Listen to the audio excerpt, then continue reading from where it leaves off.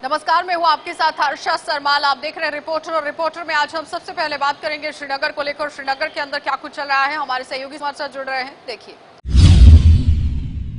JK 24/7 देखने वाले सभी नाज़रीन का हम खैर मकदम कर रहे हैं। आप देख रहे हैं रिपोर्टर प्रोग्राम, और इस वक्त हम शुमाली कश्मीर के ज़िला बांडीपुरा के इंदरकूट सोनावारी इलाके में मौजूद हैं।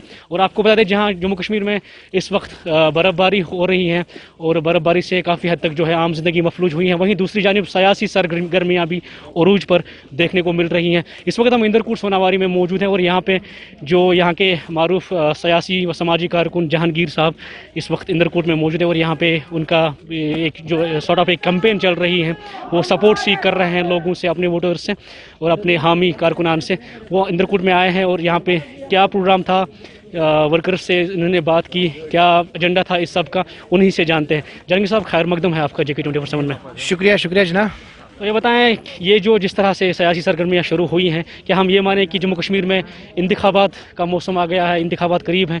क्या ये इलेक्शंस के हवाले से ये तैयारियाँ शुरू होनी? ये तो वही इलेक्शन के लिए हम तैयारी कर रहे हैं कि आने वाले टाइम में यहाँ चाहे मार्च अप्रैल में यहाँ इलेक्शन भी होने वाला है, और हम भी तैयारी कर रहे हैं। जो हमने मेहनत की है पिछले 2-3 साल से, हम भी मेहनत कर रहे हैं कि आने वाले टाइम में हम कोशिश करेंगे कि हम यहाँ एक बदलाव चाहते हैं। कि जैसे आप देख रहे हैं कि लोगों के अंदर एक जुनून सा है, और लोगों के अंदर बहुत सा, मुझे लग रहा है लोगों के अंदर एक दुख है कि कई सालों से लोगों ने वोट दिए, और आज भी जिस वार्ड में अभी भी इनके पास अभी पीने के लिए पानी नहीं है। और जैसे मैं देख रहा हूँ इनका जज्बा, मैं इनको अपनी तरफ से शुक्रिया कर रहा हूँ। जैसे इनका जज्बा है मेरे साथ, ये कह रहे हैं कि आप आगे बढ़ो, हम आपके साथ हैं। और हमने सपोर्ट किया उस टाइम जब आप एज अ चेयरमैन बने, हमने आपको चेयरमैन बनाया, लेकिन जो आपने काम किया वो आपकी कुर्सी अब उतनी छोटी नहीं होनी चाहिए। हम आपको इससे बड़ी कुर्सी देंगे, लेकिन आप बस मेहनत करो। जहांगीर, बदलाव का अगर नारा है वो सारे दे रहे हैं, बदलाव की बात दावा कर रहे हैं, सभी पार्टियां कर रही हैं, लेकिन अभी तक आपका अगर ज़ाती तौर पर आपकी पार्टी की बात करें, आपका अभी तक वाज़ा नहीं है। एक तरफ से जो आपके कायद जो हैं, जिसके हमरा आप चल रहे हैं, यासिर रशीद साहब, वो खुद पीपल्स कॉन्फ्रेंस से उन्होंने शमूलियत इख्तियार की है, लेकिन आपका अभी तक वाज़ा नहीं है। आप किस पार्टी से? देखो, मैंने इससे पहले भी कहा, मैं एक फ़र्द के साथ वाबस्ता हूँ, मैं यासिर रशीद के साथ वाबस्ता हूँ, इसलिए कि मैं 2008 से लेकर अब तक उसी के साथ रहा हूँ। और जैसे 2014 में एज ए MLC यहाँ पे बना है, और जो उसने काम किया है, उस काम को लोग अभी भी यहाँ सराहना करते हैं कि यासिर साहब ने हार के भी उतना अच्छा काम किया। अगर यासिर साहब ने उस टाइम इलेक्शन जीता होगा तो मुझे नहीं लग रहा है कि सोनावारी में अभी जो गांव पानी के बगैर है, मुझे नहीं लगे वो पानी के बगैर होंगे। तो आज अब मुझे लग रहा है मैं अभी भी यासिर साहब के साथ हूँ। अगर मैं यहाँ कोई भी काम कर रहा हूँ, मैं बस अपने क़यादत के लिए, जो मेरा लीडर है, मेरा जो एक्स MLC यासिर रशीद साहब है, मैं उनके लिए यहाँ पे ग्राउंड पे काम कर रहा हूँ। और मुझे रखा भी इसी के लिए, जो भी यहाँ एक्टिविटी होती है हमारी पार्टी की, उसमें एक हेड मैं हूँ जो अभी यहाँ तैयारी कर रहा है इलेक्शन के लिए। और पार्टी ने मुझे वो खिताब दिया भी है। पार्टी को पता है कि ये इस वर्कर ने ये घास रूट से आया, इसने मेहनत किया है, और खुद एक गरीब घराने से ताल्लुक़ रखता है। और जैसे मैंने देखा, मैंने मेहनत की यहाँ पे पार्टी के लिए। 2014 में भी मैंने मेहनत की, उस टाइम भी हमने बहुत बढ़ चढ़ के अपने बूथ से वोट लिए, और हमने उसमें एक्सेस वोट लिए। तो मैं चाहता हूँ कि जो आने वाला इलेक्शन है, मुझे लग रहा है यहाँ बस एक ही फ्लैग होनी चाहिए, जो हम चाहेंगे वो होना चाहिए, जैसे हमने काम किया। और जो मेरी क़यादत है यासिर रशीद साहब, मैं उनका हमेशा सपोर्टर रहूँगा। जब तक मैं इस सियासत में, मैं उनका हमेशा उनको मैं सपोर्ट करूँगा। कि अगर यासिर साहब ने, मैंने कई बार यासिर साहब जब तक सियासत में, जहांगीर साहब हमेशा यासिर साहब के लिए यहाँ काम करेगा। मैं यासिर साहब के लिए ये काम नहीं कर रहा, मैं यासिर साहब के कामों के लिए काम कर रहा हूँ। जैसे यासिर साहब ने यहाँ काम किया, आज तक हमारे चाहे सुंबल, इंदरकूट, जितने भी इलाके यहाँ पे, आज तक किसी को पता नहीं था। 2014 में लोगों को पता लगा ये चीज़ कि CDF कोई फंड है। ये मैं कहता हूँ अपने दिल से कहता हूँ। मुझे भी 2014 तक मुझे पता नहीं कि MLA या MLC को कोई फंड आता है CDF। तो यासिर साहब एज ए MLC जब यहाँ बना, तब हमें पता चला कि सरकार इनको एक फंड रिलीज करता है, जिसको हम CDF के नाम से जाना जाते हैं। मैं यासिर साहब का यहाँ एक वर्कर हूँ, न कि चेयरमैन। यासिर साहब का मैं एक छोटा सा वर्कर हूँ। हाँ, देखते हैं आप यासिर रशीद को या अपनी जमात को, अगर हम देखेंगे पिछले गुज़श्ता इलेक्शंस की बात करें, एक NC का एक बैशन तस्वर किया जाता है सोनावारी, काफ़ी वोट। अगर अकबर लोन पे आप ये इल्ज़ाम लगा रहे हैं कि वो काफ़ी अरसे से यहाँ पे उन्होंने हुकूमत में रहे हैं, तो उन्होंने कोई काम ही नहीं किया, लोग क्यों सपोर्ट कर रहे हैं फिर? मतलब आप कहाँ देख रहे हैं अपने आप को और अपनी जमात? देखो, हर एक चीज़ में इंसान को टाइम लगता है। देखो, अकबर साहब एक बड़ी हस्ती है। मैं नहीं कहूँ अकबर साहब एक बड़ी हस्ती है। उसने 3-4 बार इलेक्शन जीता। अकबर साहब ने एक ग्राउंड बनाया यहाँ पे। देखो, अब अगर उसने ग्राउंड बनाया, अब आहिस्ता आहिस्ता हमें भी अपना ग्राउंड बनाना है यहाँ पे। देखो, मैं नहीं कहूँगा, मैं वही कह रहा हूँ। देखो, अकबर साहब ने अगर यहाँ 3-4 बार इलेक्शन जीता, अगर अकबर साहब ने उस टाइम 10 ही बंदों का काम किया, उसने तो 10 बंदे कमाए थे। जब हमने इलेक्शन नहीं जीता तो हम कहां से बंदे लाएंगे? हम अब तैयारी कर रहे हैं कि जैसे एज एमएलसी यासिर साहब ने यहाँ पे काम किया, अगर उसने 32,000 वोट उस टाइम लिए, कुछ वोटों का फर्क पड़ा, वो पता नहीं हमारी बदकिस्मती थी, उस टाइम हमने इलेक्शन हारा। और अगर हम देखेंगे अभी यासिर साहब ने उतनी एक्टिविटी यहाँ पे नहीं की है। अगर मुझे लग रहा है आज के डेट में अगर यासिर साहब 1 महीने के लिए बस सोनावारी का दौरा करेगा, मुझे लग रहा है कि हम फर्स्ट नंबर पे हम आएंगे यहाँ पे, यासिर साहब ने जैसा काम यहाँ पे किया है। बहुत शुक्रिया हमसे बात करने के लिए। तो ये आपने साफ तौर पर देखा इनके जो भी इल्ज़ामात हैं, ये कि जो अकबर लोन साहब है वो यहाँ पे काफ़ी अरसे तक जो है वो हुकूमत में रहे हैं, एमएलए रहे हैं और एमपी भी इसी इलाके से जीत के गए हैं, लेकिन उस तरह का काम उन्होंने नहीं किया है। हालांकि ये कहना दुरुस्त नहीं होगा कि कुछ काम नहीं हुआ है। अलबत्ता ये भी पूरी उम्मीद है कि वो बदलाव का जो नारा इन्होंने दिया है, ये चाहते हैं कि अपने जो है अपना जो इनका इलाका है, अपने जो इनके हामी वर्करान हैं उनको मजबूत करें, उनको फिर से इलेक्शंस के लिए आमादा करें। जगह 24/7 के लिए मैं बांडीपुरा से साजिद रसूल। चलिए अब आपको जहूर के साथ भी मिला देते हैं, क्योंकि जहूर लगातार ग्राउंड जीरो पर डटे हुए हैं। क्या कुछ अपडेट बता रहे हैं, देखिए। गुलाम कदर कुमार बस करार अपील गवर्नर सबस BDC बड़गामस मेहरबानी तो मेहरबानी करती तर यम ते छलस ब्रास कुन आज आछन कुछ मिशन आमज हज आछन बेमार आसान कां ते आछ पेवन डाज पगनाउन अपोर वशे वाते कुन हार मेहरबानी कर हम यम जाय कुन गुजारिश कर यम जाने कुन नजरा यम शायद कश्मीर कुछ हाल शोल गुमत न ब्राम चोल मिशन का न कहीं न मिशन वुचमा यम दोत शी कुछ मुथित फल सा दो लटे तम शी मथित मगर बस कर अपील कर गुजारिश कर मेहरबानी कर मिशन अस बना पकुन वत अस टोटली बना पे बुजुर्ग इंसान वाह बुजुर्ग पे नाल सकनाग अत कदल पे जूगू खसन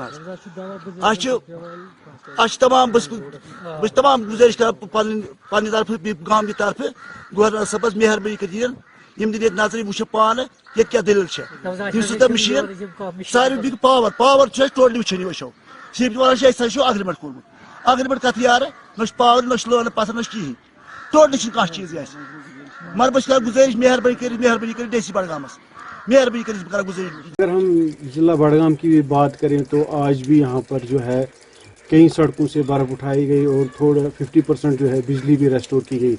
अलबत्ता जब हम यहाँ पर कहीं फार फ्लंग एरिया की बात करें या खान साहब एरिया में है एक सिलब्रास जहाँ हम गए और वहाँ के लोगों का यही कहना था न तो कहीं से पानी है न तो कहीं बिजली है और यहाँ की सड़कें अभी भी जो है 2-3 फुट जो बर्फ पड़ी है वो ऐसी की वैसी है। यहाँ पर कोई नहीं आया। जिला इंतजामिया से उन्होंने गुहार लगाई कि मेहरबानी करके आप यहाँ से भी ज़रा नज़र मारे और यहाँ देखें कि क्या हाल है। बीमार जो हैं उनको ऐसे ही लेना पड़ता है, चारपाई के ऊपर उनको लेना पड़ता है और यहाँ पर कोई भी ऐसी ट्रांसपोर्ट की सुविधा नहीं है या कोई भी डिस्पेंसरी नहीं है नज़दीक में और ये बहुत ही फार फ्लंग एरिया है।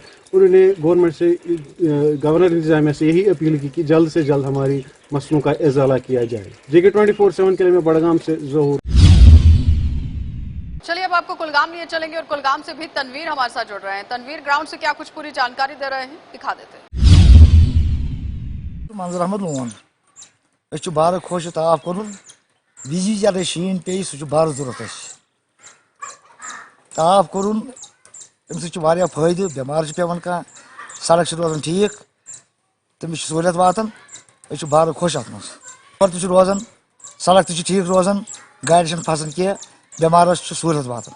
आज कोर 2 दे ताफ बार खुश अगर 4 दे 6 दे बे कर ताफ यह मुफीद सान खतर शीन जरूरी यह गई 10 दे 15 दे पेन मगर वत ग ठीक रोजान तक रेस्टोर सड़क तक रेस्टोर शीन तुलुक बाज़ाब्त तुलुक शीन वनक सड़क ठीक वनक हस्पताल बेमार वातान सहूलियत वातान बार खुश खुदा।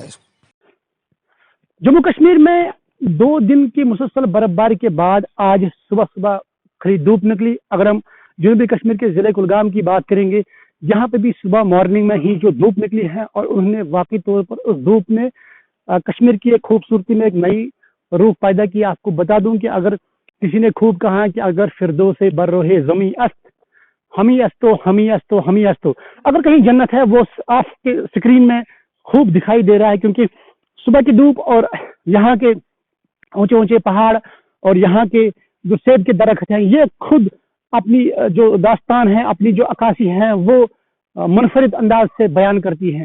हालांकि अगर आपको बता दूं कि ज़िले कुलगाम की अगर हम बात करेंगे, यहाँ पे भी जो पहाड़ी इलाके हैं 4 से 5 फुट की बर्फ रिकॉर्ड की गई है, जबकि मैदानी इलाकों में 2 फुट बर्फ रिकॉर्ड की गई है। और जिला इंतजामिया ने बाकायदा तौर पर मशीनों की मदद से और रेस्टोरेशन ऑफ बिजली की अगर हम बात करेंगे, वो कल शाम से ही जनूबी कश्मीर के कुलगाम में जो तरसीलें लाइनें हैं वो ठीक की गई है और बिजली का निज़ाम जो है वो कहीं ना कहीं किसी हद तक 50% से जायद बहाल हुआ है। फिलहाल आपको बता दूं कि जिले में जो जितने भी सारे रोड कनेक्टिविटी है, उनको जो सड़कों पर बर्फ है उनको हटाने की पहल की जा रही है। फिलहाल हमारे पास जो जराये से ये खबर है कि कहीं कहीं इलाकों में अभी भी रोड जो है वो मुनक़ता है, लेकिन मशीनें लगी हुई हैं। जिला इंतजामिया की सरबराह डिप्टी कमिश्नर से हमारी अभी बात हुई, उन्होंने ये कहा कि 50 से ज्यादा मशीनों को काम पे लगाया गया है। हालांकि ऊपरी इलाकों में जो स्नो कटर्स हैं वहाँ पे भी वो काम चल रहे हैं। फिलहाल कुल मिला के ये कहा जाए कि जिले में जो रेस्टोरेशन ऑफ बिजली है वो कम से कम बहाल की गई और जो रोड्स हैं वो 60% फिलहाल साफ किए गए। जगह 24/7 के लिए मैं ग्राउंड जीरो से तनवीर वानी। चलिए, और भी अलग अलग जगहों से जो हमारे संवाददाता रिपोर्ट क्लिप पेश कर रहे हैं, क्या कुछ दिखा रहे हैं, पूरी जानकारी क्या है, दिखा देते हैं। बिल्कुल हम इस टाइम खड़े हैं जम्मू श्रीनगर राष्ट्रीय राजमार्ग पे, जहां पे कल सुबह से लगातार तेज तरीन बर्फबारी वो देखने को मिली। अभी अगर की बात करें तो चौथा दिन है जम्मू श्रीनगर राष्ट्रीय राजमार्ग को बंद किए हुए। काफी दिक्कतों का सामना इनको करना पड़ रहा है। कुछ ड्राइवर हजरात हमारे साथ मौजूद है, इनसे जानने की कोशिश करेंगे क्योंकि लगातार 4 दिन से ये फंसे हुए हैं। इनका क्या कहना है, आइए जानने की कोशिश करेंगे। जी, आपका नाम क्या है? मेरा नाम प्रीतम सिंह है। क्या क्या दिक्कतों का सामना करना? दिक्कत यहाँ के 4 दिन से बर्फ लगातार लग रही है ना, नीचे नहीं यहाँ उतरना होता है। बाहर दूर से देखो तो दुकानें भी बंद है, कोई राशन नहीं, कोई कुछ नहीं है। जो हमने जम्मू से लाया था 1-2 दिन के लिए वो खत्म हो गया हमारे पास। कोई गवर्नमेंट की मदद नहीं है, कोई यहाँ आ नहीं रहा। सिर्फ मशीन भी वो 2-4 घंटे के बाद आ रही है साफ करने के लिए। तो यहाँ लैट्रिन की करने की जगह नहीं है, और तो और छोड़ो, पानी भी नहीं है। पानी भी जो है जमीन में जम गया है नलके होंगे, तो ये दिक्कत है हमारे पास। जी, आपका नाम क्या है और कितनी दिक्कतों का सामना करना पड़ रहा है? सर बहुत दिक्कतों में, बहुत ज्यादा, क्योंकि रास्ते में इतनी पस्सी आ रही है कि बहुत मुश्किल से बच के जहाँ पहुँच रहे हैं। अभी भी पता नहीं हम जम्मू पहुँच पाए या ना पहुँच पाए, क्योंकि इतनी पस्सी चल रही है। मेरे सामने 2 गाड़ियों के कारें तो बहुत डैमेज हो गई और 2-3 आदमी मर भी गए हैं। जो करोल पुल है तो हमने आंखों से देखा है, तो कहने का मतलब बहुत बुरी हालत है। इधर भी देखो, अभी बर्फ में खड़े हैं हम, बुरी हालत है। कोई पूछने वाला नहीं, कोई पानी का व्यवस्था नहीं, कोई कुछ नहीं है यहाँ पर। तो इसलिए हम परेशान हैं कि गवर्नमेंट की तरफ से आया आपको? कोई गवर्नमेंट की तरफ से कोई किसी ने हमारा हाल नहीं पूछा, चाल नहीं पूछा, कुछ भी नहीं पूछा हमें। तो ऐसे हम परेशान हैं सर। जी, आपका नाम क्या और क्या दिक्कतों का सामना, क्या कितना? रतन लाल नाम है सर। बहुत सर्दी है इधर, तो कितनी दिक्कतों का सामना करना पड़ रहा है? बहुत दिक्कत है, ठंड सर्दी बहुत है, पानी नहीं मिल रहा है इधर, सब कुछ बहुत मुश्किल है। कितने दिन हुए? 4 दिन हो गए सर। 4 जी। बिल्कुल, आप देख रहे हैं कितनी सारी दिक्कतों का सामना इनको करना पड़ रहा है और इनका यही कहना है कि 4 दिन हुए और 4 दिन में यहाँ पे जो दुकान है वो भी बंद है। खाने पीने के लिए इनको काफी दिक्कतों का सामना करना पड़ रहा है, क्योंकि अगर एडमिनिस्ट्रेशन की बात करें तो एडमिनिस्ट्रेशन की तरफ से इनके यहाँ कोई नहीं आया, ना राशन दिया ना कुछ दिया, और इनको साफ तौर पर इनकी बातों से यही लग रहा है कि काफी ज्यादा दिक्कतों का सामना इनको करना पड़ रहा है। जगह 24/7 के लिए मैं तक से शाह जुनैद। शुमाली कश्मीर के ज़िले बारामूला की अगर बात करें तो बारामूला में भी जो है अच्छी खासी बर्फ़बारी देखने को मिली। और अगर हम मेन टाउन बारामूला की बात करें तो बारामूला के मैदानी इलाकों में जो है लगभग 4 से 5 इंच जो बर्फ़बारी देखने को मिली। जो ऊपरी इलाके हैं वहाँ पे अगर देखा जाए कि 1 से 1.5 फुट की जो है वो बर्फ़बारी देखने को मिली।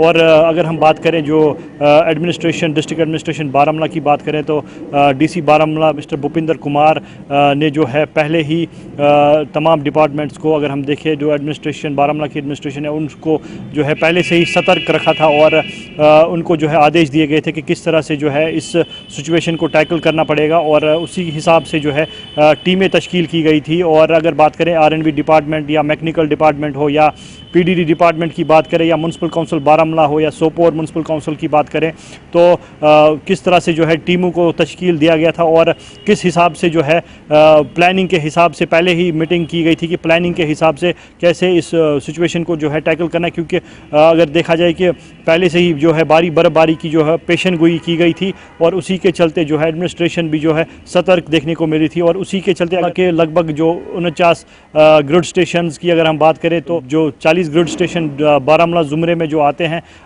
वहाँ पे जो है बिजली कल ही रिस्टोर की गई थी और बाकी जो बचे हुए 9 जो ग्रिड स्टेशंस थे उन पे जो है आज बिजली रिस्टोर की जा रही थी। और अगर देखा जाए कि एडमिनिस्ट्रेशन अगर पीडीडी विभाग की बात करें तो कल से ही जो है पीडीडी डिपार्टमेंट हो या आरएंडबी डिपार्टमेंट हो या मैकेनिकल डिपार्टमेंट हो जो ग्राउंड पे जो है काम करते हुए नज़र आ रहे थे और उनकी जो यही कोशिश थी कि रोड को जो है कनेक्ट रखा जाए, लोगों को जो है मुश्किलातों का सामना ना देखने को मिले। क्योंकि अगर बात की जाए जो पहले बर्फबारी होती थी तो लोगों को काफ़ी दिक्कतों का सामना देखने को मिल रहा था। अगर हम बिजली की बात करें या पानी की या अगर हम देखें जो रोड कनेक्टिविटी की बात की जाए तो, लेकिन इस हिसाब से अगर देखें तो आज जो डिस्ट्रिक्ट एडमिनिस्ट्रेशन बारामूला की जानिब से जो स्टेप्स लिए गए थे तो काफ़ी सराहना थे और लोग भी जो है काफ़ी खुश नज़र आ रहे थे। आज बारामूला डिस्ट्रिक्ट में अगर बर्फबारी के हवाले से बात करें तो पिछले कल से पूरी बारिश के साथ बाद में बर्फबारी हुई है, जहाँ पे हमने देखा कि जो ऊपर के एरियाज़ हैं हमारे वहाँ पे 1 फीट से ज़्यादा 1 से 1.5 फीट की रेंज में बर्फ़ हुई, जबकि प्लेन्स में 3 से 4 इंच के बीच में बर्फबारी हुई है। जहाँ तक रिस्टोरेशन की बात है तो हमारे जितने पहले नेशनल हाईवेज़ हैं वो सारे रिस्टोर्ड हैं, ट्रैफिक उन पे थ्रू है। उसके अलावा हमारे जो इंटरनल लिंक रोड्स हैं उस पर भी काम चल रहा है, लगभग 40% के करीब वो रोड्स भी हमारे क्लियर हो चुके हैं।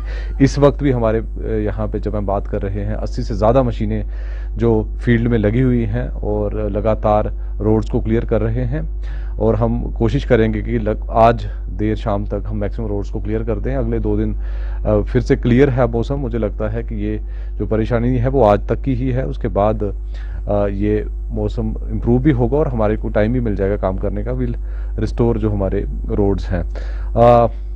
रोड्स के बाद पावर के हवाले से अगर हम बात करेंगे तो हमारे यहाँ पे बर्फबारी से हमारी कुछ 33 केवी लाइंस थी जो डाउन हुई थी, लेकिन सुबह से मैक्सिमम लाइंस हमने इनको चार्ज कर दिया है।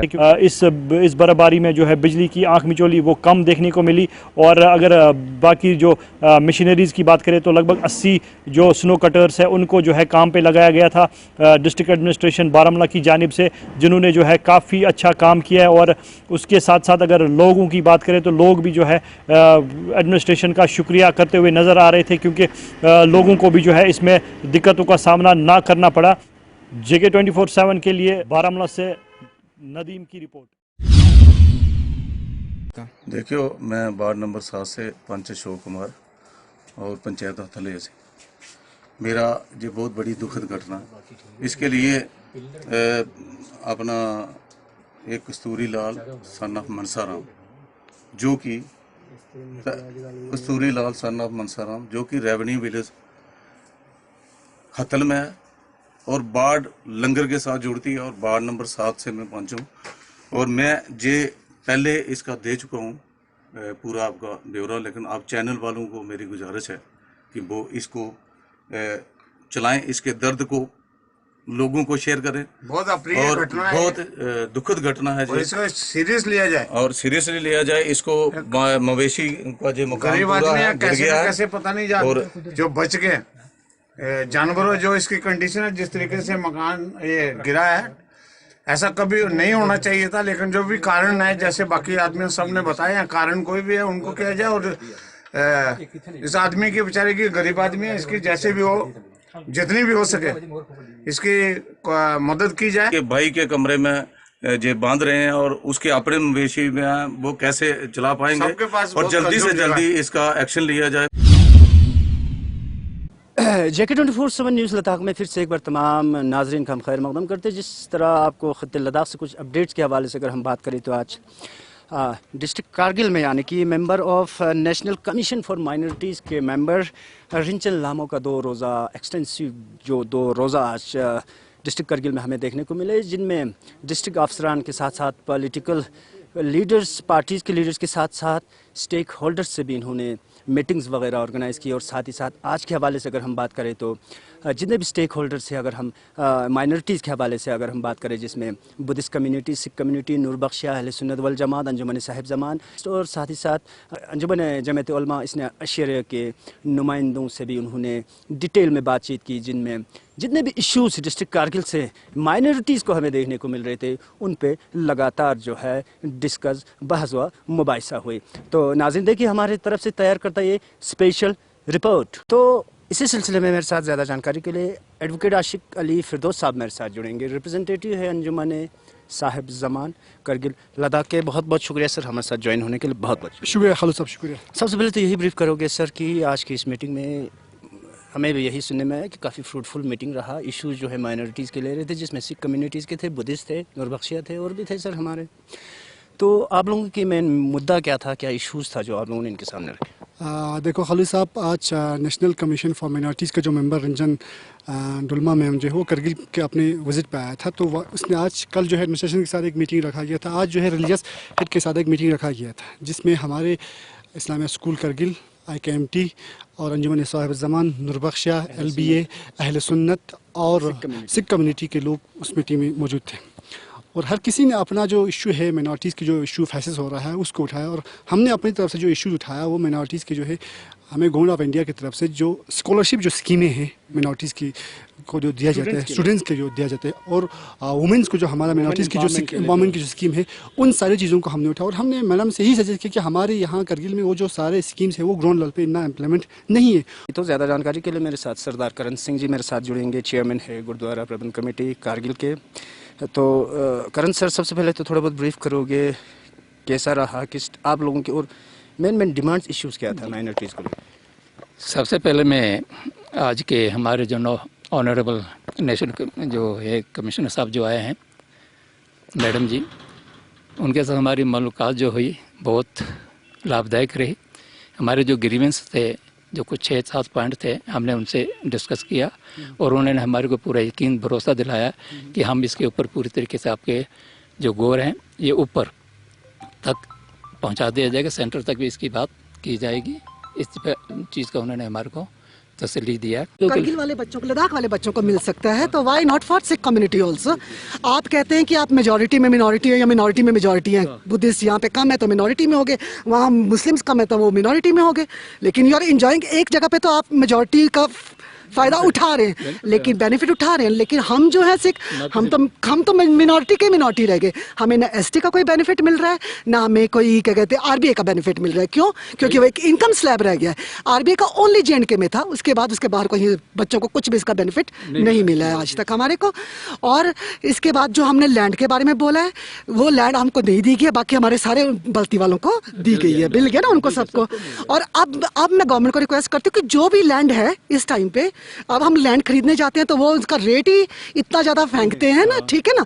इसका लैंड का जो है गवर्नमेंट का भी एक रेट फिक्स होना चाहिए, ताकि हमको भी आइडिया हो कि क्या रेट है और दूसरा कितना मांग रहा है। कुछ एक लिमिट होती है लैंड की। और हमारे मतलब क्या प्रॉब्लम, हम कहीं देखने के लिए जाते हैं तो वहाँ पे ये वोट मांगने के लिए तो कहते हैं कि आप हमारे हो।